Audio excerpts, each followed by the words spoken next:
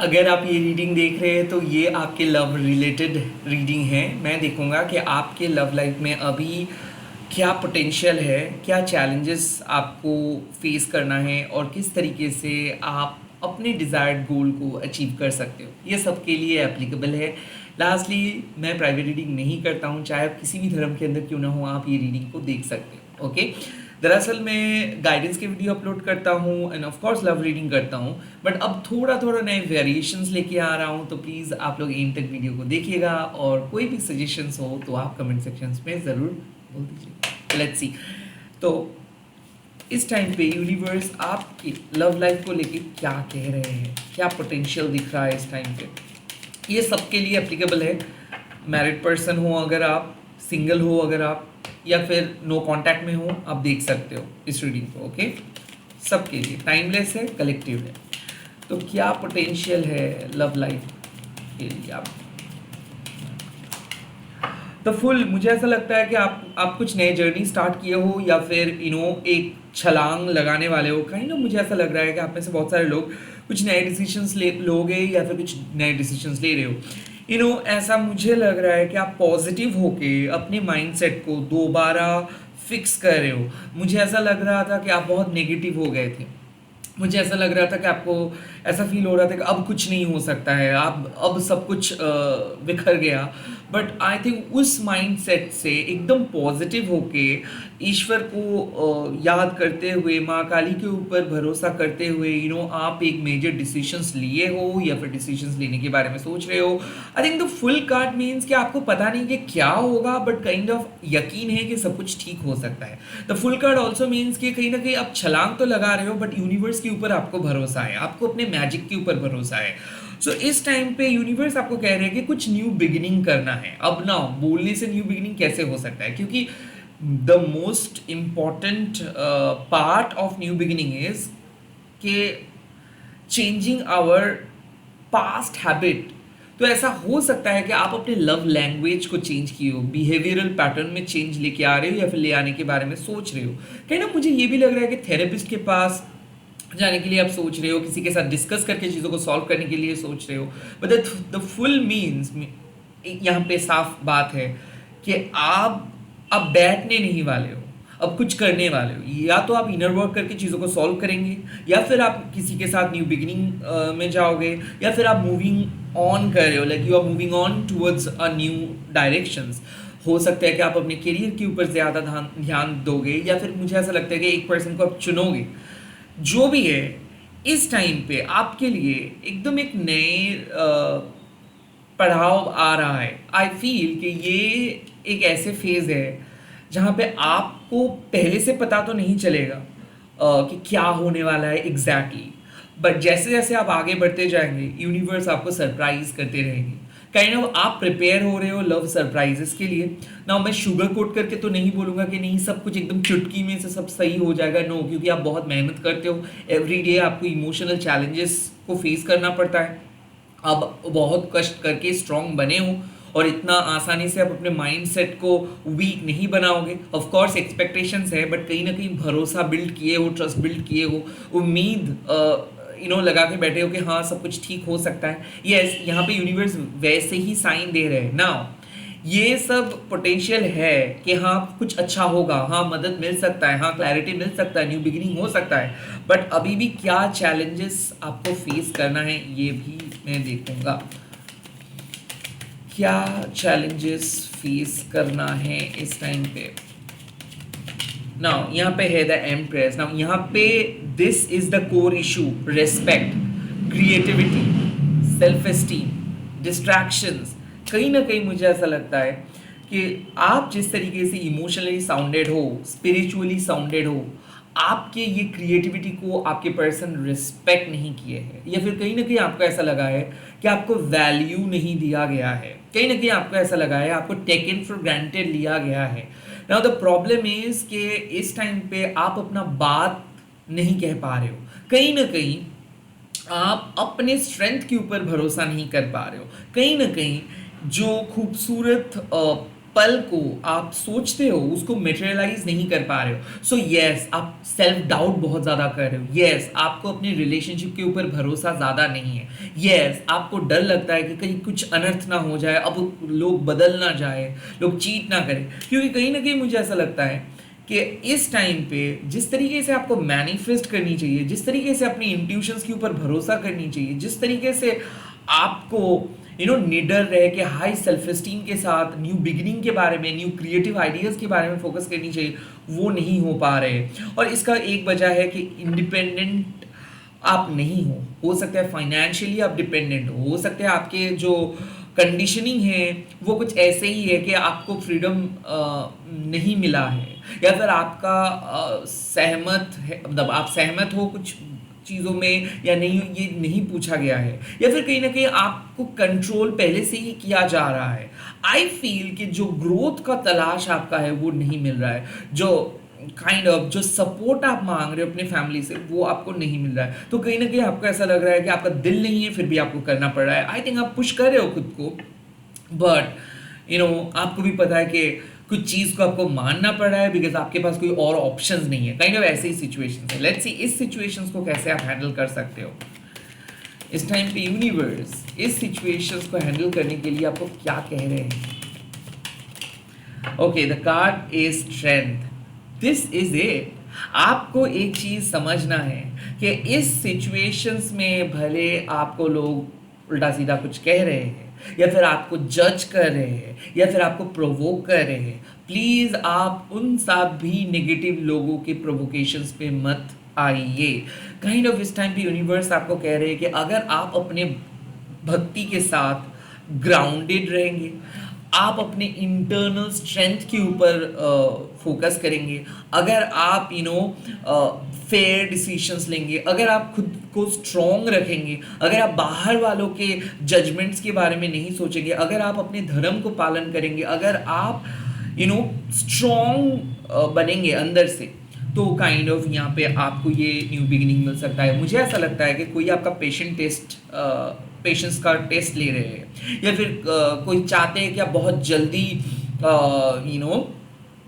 आप बहुत जल्दी बिखर जाए। कोई चाहते हैं कि आप किसी के साथ यूनाइट ना रहे, कोई चाहते हैं कि आप वैसे ही वीक बन के रहे। ऐसा ऐसे ज़रूरी नहीं है, बिकॉज ये जो सन देख रहे हो ना इस कार्ड पे, इसका मतलब है कि फ्यूचर बढ़िया है। इसका मतलब है कि आप अपने रिलेशनशिप को सुधार सकते हो, आप अपने प्रेजेंट सिचुएशंस में और पॉजिटिविटी लेके आ सकते हो। कहीं ना कहीं इस टाइम पे ना रिएक्ट मत करिए। इस टाइम पे जो जो कह रहे सुनो, क्योंकि सुनने कुछ टाइम पे सिर्फ सुनना ज़रूरी होता है। इस टाइम पे यूनिवर्स कह रहे हैं कि प्लीज़ आप अपने इनर नेगेटिविटी को हटाइए। ऑफ कोर्स आप don't pay attention to your negative thoughts, क्योंकि आपका फ्यूचर सेट है। क्योंकि इस टाइम पे आपको कह रहे हैं यूनिवर्स कि अगर आप अपने इनर स्ट्रेंथ के ऊपर फोकस करेंगे, कि अगर कोई आपको बोल रहे हैं कि नहीं आप नहीं कर पाएंगे, या फिर अगर आपको लोग बहुत बुरी तरीके से जज कर रहे हैं, या फिर आपको स्टीरियोटिपिकली लोग कंपेयर कर रहे हैं किसी और के साथ, प्लीज़ ये उनके जजमेंट्स है, उनके जजमेंट्स को सीरियसली अब मत लीजिए। आपको जो यकीन है उस यकीन पे डट के खड़े रहिए। आपका जो कन्विक्शंस है उस कन्विक्शंस पे डट के खड़े रहिए। आपको किसी को जवाब नहीं देना है। आपको पता है कि क्या होने वाला है, आपको पता है कि आप एक गेम चेंजर हो। अगर आप कहीं पे जाओगे, अगर आप अपना इनपुट डालोगे, अगर आप अपना हार्ड वर्क करोगे, तो कुछ भी ऑब्स्टिकल्स, रुकावटें आपको रोक नहीं सकते हैं। कोई भी ऑब्स्टिकल्स आपको पीछे धकेल नहीं सकते। It's just your inner patience, it's just your inner strength. तो मुझे ऐसा लगता है कि आपके यूनिवर्स कह रहे हैं कि प्लीज़ वीक मत बनो। ओके, लोग चाहते हैं कि आप वीक बनो, लोग चाहते हैं कि आप हट जाओ, लोग चाहते हैं कि आप गिव अप करो, लोग चाहते हैं कि आप पीछे चले जाओ, बिकॉज आप एक बहुत बढ़िया कंपिटिटर हो। लोग जेलस फील करते हैं आपसे। कहीं ना कहीं इस टाइम पे आपको यूनिवर्स कह रहे हैं कि कुछ समय के लिए नो बोलना सही होता है, कुछ समय के लिए खुद को रेस्ट्रिक्ट करना सही होता है, कुछ समय के लिए दूसरों को सुनना सही होता है, कुछ समय के लिए किसी के असलियत देखना बहुत सही होता है। बट डिसीजंस तो आपको लेना है, क्योंकि कोई और आपको लेके, मतलब आपके बारे में डिसीजंस नहीं ले सकता है। एंड किसी को अपना कंट्रोल आप किसी को मत दो। इतना इजीली अपना कंट्रोल आप किसी को मत दो। I kind of feel personally कि ये पूरे रीडिंग आपको साफ कह रहे हैं, आई थिंक आप वीक बन रहे हो। आपको ऐसा लग रहा है कि आपको फ्यूचर में चांस नहीं मिलेगा। नो, ऐसा नहीं है। ओके, इनर स्ट्रेंथ मतलब किसी को सॉरी बोलने से आपका कुछ आप छोटे नहीं हो जाओगे। किसी को फॉरगिव कर देने से आप छोटे नहीं हो जाओगे। रैदर ईगोइस्टिक वे में सिली फाइट अगर आप करते रहोगे, हाँ वो छोटा माइंडसेट है। और अगर आप किसी को फॉरगिव ना करके अभी भी वो छोटे छोटे फाइट्स को फाइट्स को लेके बातों का बतंगर बना देंगे, that is a kind of shallow mindset. तो काइंड ऑफ ब्रॉड माइंडेड रहिए। हाँ कुछ हुआ था पास में, बट उसको आप अभी लेके नहीं आई है। लाइक प्यार को आपको बांटना है, प्यार को एक्सपेरिमेंट नहीं करना है, प्यार के साथ रहना है, प्यार के खिलाफ नहीं। तो इस टाइम पे जो भी कन्फ्लिक्ट्स है आपके मन में, प्लीज़ ये सारे कन्फ्लिक्ट्स को हटा दो, because you deserve love and I think love is coming. So मैं इस टाइम पे कुछ नए ओरेकल कार्ड्स ड्रॉ करूँगा। लेट्स सी कि कौन से मैसेजेस आपको इस टाइम पे मिल रहा है ओरेकल कार्ड से। आपके लिए क्या मैसेजेस मिल रहा है?